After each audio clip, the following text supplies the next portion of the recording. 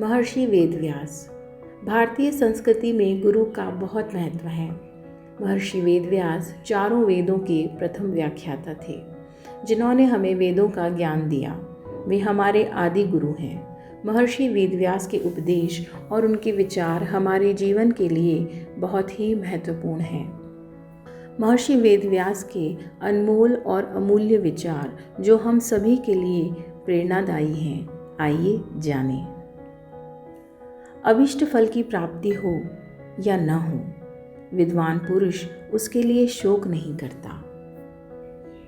जो सज्जनता का अतिक्रमण करता है, उसकी आयु, संपत्ति, यश, धर्म, पुण्य, आशीष, श्रेय नष्ट हो जाते हैं।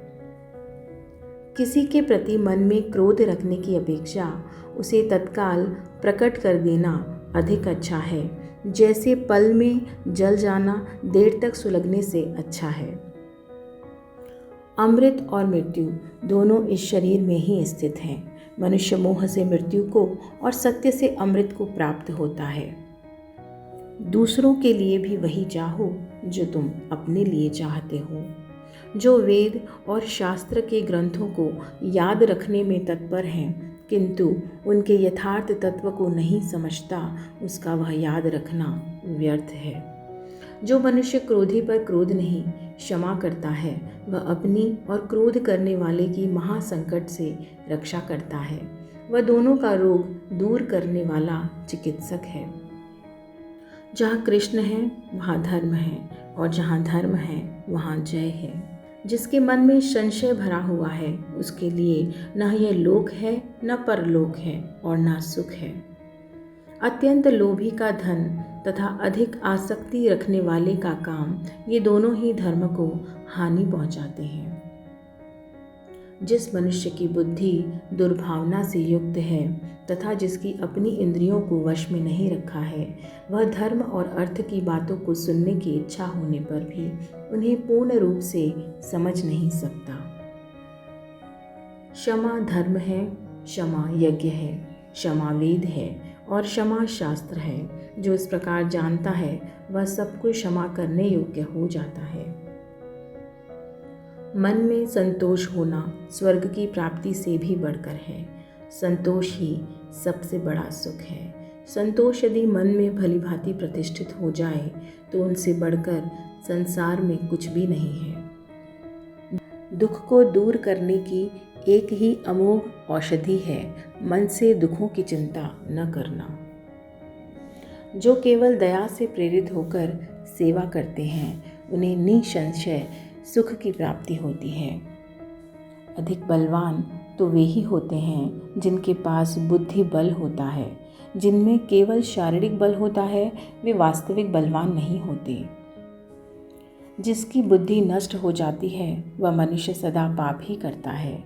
पुनः पुनः किया हुआ पुण्य बुद्धि को बढ़ाता है। जो विपत्ति पड़ने पर कभी दुखी नहीं होता, बल्कि सावधानी के साथ उद्योग का आश्रय लेता है तथा समय आने पर दुख भी सह लेता है, उसके शत्रु पराजित ही है। जो मनुष्य अपनी निंदा सह लेता है, उसने मानो सारे जगत पर विजय प्राप्त कर ली।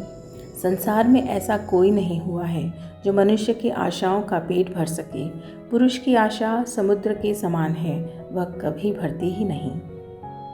माता के रहते मनुष्य को कभी चिंता नहीं होती। बुढ़ापा उसे अपनी ओर नहीं खींचता। जो अपनी माँ को पुकारता हुआ घर में प्रवेश करता है, वह निर्धन होता हुआ भी मानो अन्नपूर्णा के पास चला जाता है।